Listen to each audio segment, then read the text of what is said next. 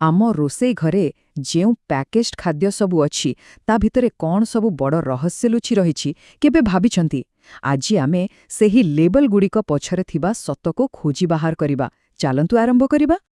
ଟିକେ କଳ୍ପନା କରନ୍ତୁ ତ ଆମେ ବଜାରରୁ ଗୋଟେ ବୋତଲ ଫ୍ରେଶ୍ ଟମାଟୋ କେଚପ୍ ଆଣିଲେ, କିନ୍ତୁ ଯଦି ଜାଣିବାକୁ ମିଳେ ଯେ ଫ୍ରେଶ୍ ଶବ୍ଦଟା କେବଳ ଗୋଟେ ବ୍ରାଣ୍ଡ ନାଁ, ଜିନିଷର ଗୁଣବତ୍ତା ନୁହେଁ।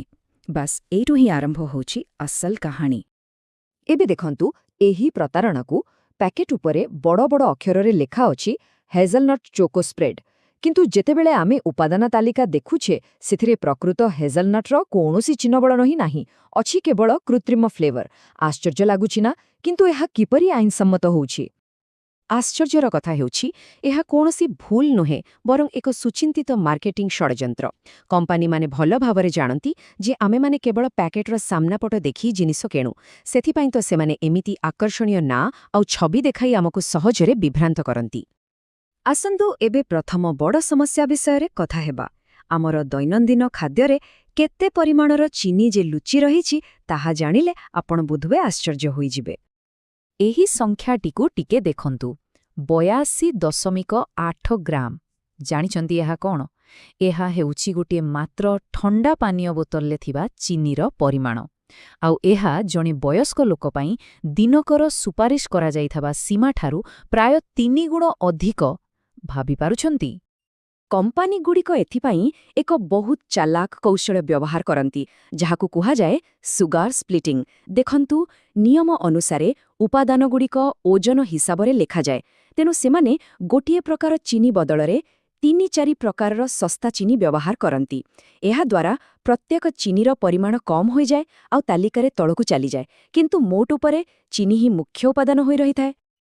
ଆଉ ଏହି ଅତ୍ୟଧିକ ଚିନିର ପରିଣାମ ବହୁତ ଭୟାବହ। ଏହା କେବଳ ଓଜନ ବଢ଼ାଏନି, ବରଂ ଟାଇପ୍ 2 ଡାଇବିଟିସ୍, ଲିଭର ଡ୍ୟାମେଜ୍ ଏବଂ ହୃଦରୋଗ ଭଳି ମାରାତ୍ମକ ରୋଗର କାରଣ ବି ସାଜିପାରେ। କିନ୍ତୁ କଥାଟା କେବଳ ଚିନିରେ ସରୁନି। ଏହାଠାରୁ ଆହୁରି ବଡ଼ ବିପଦ ହେଉଛି ଆମ ଖାଦ୍ୟରେ ମିଶୁଥିବା ଅଜଣା ରାସାୟନିକ ପଦାର୍ଥ। ତେବେ ଏଠି ପ୍ରଶ୍ନ ଉଠୁଛି, ଆମ ଦେଶରେ ଖାଦ୍ୟ ସୁରକ୍ଷା ପାଇଁ ଯେଉଁ ନିୟମ ଅଛି ତାହା କ'ଣ ଆମକୁ ସୁରକ୍ଷା ଦେବା ପାଇଁ ସତରେ ଯଥେଷ୍ଟ? ଏହି ତୁଳନାକୁ ଦେଖିଲେ ବୋଧହୁଏ ଆପଣ ବି ଆଶ୍ଚର୍ଯ୍ୟ ହେବେ। ସୋଡିୟମ୍ ବେଞ୍ଜୋଏଟ୍ ଏବଂ ଟାର୍ଟ୍ରାଜିନ୍ ଭଳି ସାଧାରଣ ପ୍ରିଜର୍ଭେଟିଭ୍ ପାଇଁ ଭାରତରେ ଅନୁମତିର ସୀମା ୟୁରୋପ ତୁଳନାରେ 2 ଗୁଣା, କେତେକ କ୍ଷେତ୍ରରେ ତାଠାରୁ ବି ଅଧିକ। ଏହାର ସିଧାସଳଖ ଅର୍ଥ ହେଉଛି ଆମର ସୁରକ୍ଷା ମାନଦଣ୍ଡ ବହୁତ ଦୁର୍ବଳ ଅଟେ। ଆହୁରି ଚିନ୍ତାର ବିଷୟ କ'ଣ ଜାଣନ୍ତି? ୟୁରୋପରେ ଏହି ରାସାୟନିକ ପଦାର୍ଥଗୁଡ଼ିକ ପାଇଁ ସ୍ପଷ୍ଟ ଭାବରେ ଚେତାବନୀ ଲେବଲ ଲଗାଇବାକୁ ପଡ଼େ, ବିଶେଷ କରି ପିଲାମାନଙ୍କ ଉପରେ ଏହାର ପ୍ରଭାବ ପାଇଁ। କିନ୍ତୁ ଆମ ଦେଶରେ ଏମିତି କୌଣସି ନିୟମ ହିଁ ନାହିଁ। ଆଉ ଏହା କେବଳ ଛୋଟ ଛୋଟ ଆଡିଟିଭ୍ କଥା ନୁହେଁ। ଏବେ ନିକଟରେ ସିଙ୍ଗାପୁର ଏବଂ ହଂକଂ ଭାରତୀୟ ମସଲା ଉପରେ ପ୍ରତିବନ୍ଧକ ଲଗାଇଲେ। କାହିଁକି? କାରଣ ସେଥିରେ ଇଥିଲିନ୍ ଅକ୍ସାଇଡ୍ ନାମକ ଏକ କ୍ୟାନ୍ସର ସୃଷ୍ଟିକାରୀ ରାସାୟନିକ ଅନୁମତିପ୍ରାପ୍ତ ସୀମାଠାରୁ 70 ଗୁଣ ଅଧିକ ମିଳିଥିଲା। ତେବେ ପ୍ରଶ୍ନ ହେଉଛି, ଏହି ସବୁ ସମସ୍ୟା କାହିଁକି ଲାଗି ରହିଛି? ଏହାର ମୂଳ କାରଣ ହେଉଛି ଆମ ନିୟମରେ ଥିବା ଫାଙ୍କତା ଏବଂ ଦୁର୍ବଳ କାର୍ଯ୍ୟକାରିତା। ସବୁଠୁ ବଡ଼ ସମସ୍ୟା ହେଉଛି ଆମର ଦୁର୍ବଳ ଆଇନ। ଯଦି କୌଣସି କମ୍ପାନୀ ଭୁଲ ବିଜ୍ଞାପନ ପାଇଁ ଧରାପଡ଼େ, ସର୍ବାଧିକ ଜୋରିମାନା ହେଉଛି ମାତ୍ର 10 ଲକ୍ଷ ଟଙ୍କା। ଆଉ ଯେଉଁ କମ୍ପାନୀ ବିଜ୍ଞାପନ ପାଇଁ କୋଟି କୋଟି ଟଙ୍କା ଖର୍ଚ୍ଚ କରେ, ତା ପାଇଁ ଏହି 10 ଲକ୍ଷ ଟଙ୍କା କ'ଣ ବା ବଡ଼ କଥା? ଜାଣିଲେ ଆଶ୍ଚର୍ଯ୍ୟ ହେବେ, ଏହା କୌଣସି ନୂଆ କଥା ନୁହେଁ। ଗତ କିଛି ବର୍ଷ ଧରି ୟୁରୋପ, ଆମେରିକା ଭଳି ଦେଶ ଆମ ଭାରତୀୟ ଉତ୍ପାଦଗୁଡ଼ିକୁ ବାରମ୍ବାର ପ୍ରତ୍ୟାଖ୍ୟାନ କରି ଆସୁଛନ୍ତି। ଆଉ ସବୁଠୁ ଦୁଃଖର କଥା ହେଉଛି, ଯେଉଁ ଉତ୍ପାଦଗୁଡ଼ିକ ବିଦେଶରେ ଫେଲ୍ ହୁଏ, ସେଗୁଡ଼ିକ ଅନେକ ସମୟରେ ଆମ ନିଜ ଦେଶର ବଜାରରେ ବିକ୍ରି ହୋଇଯାଏ। ଏତେ ସବୁ ଜାଣିବା ପରେ ନିରାଶ ଲାଗିବା ସ୍ୱାଭାବିକ। କିନ୍ତୁ ଭଲ ଖବର ହେଉଛି, ସମାଧାନ ଆମ ନିଜ ହାତରେ ଅଛି। ଆଉ ଆମର ସବୁଠୁ ବଡ଼ ଅସ୍ତ୍ର ହେଉଛି ସଠିକ୍ ଜ୍ଞାନ।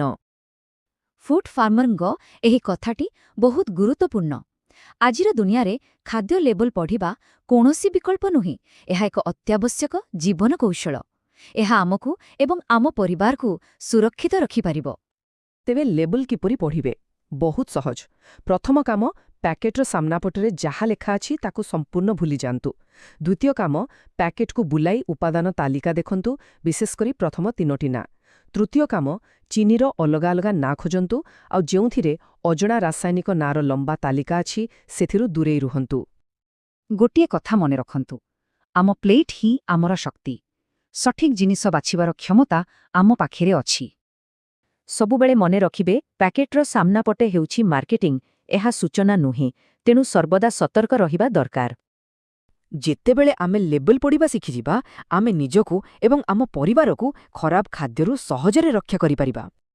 ହଁ, ନିଶ୍ଚିତ ଭାବରେ ଏକ କଡ଼ା ନିୟାମକ ବ୍ୟବସ୍ଥାର ଆବଶ୍ୟକତା ଅଛି, କିନ୍ତୁ ସେ ପର୍ଯ୍ୟନ୍ତ ଆମର ସୁରକ୍ଷା ଆମ ନିଜ ହାତରେ। ଆମେ କ'ଣ କିଣୁଛୁ ଏବଂ କ'ଣ ଖାଉଛୁ, ସେଥିପାଇଁ ଆମକୁ ହିଁ ସଚେତନ ହେବାକୁ ପଡ଼ିବ। ତେଣୁ ପରବର୍ତ୍ତୀ ଥର ବଜାର ଗଲେ ପ୍ୟାକେଟ୍କୁ ବୁଲାଇବାକୁ କେବେ ବି ଭୁଲିବେ ନାହିଁ। ଏହି ଗୋଟିଏ ଛୋଟ ଅଭ୍ୟାସ ଆମ ସ୍ୱାସ୍ଥ୍ୟରେ ଏକ ବଡ଼ ପରିବର୍ତ୍ତନ ଆଣିପାରେ। ସାବଧାନ ରୁହନ୍ତୁ, ସତର୍କ ରୁହନ୍ତୁ।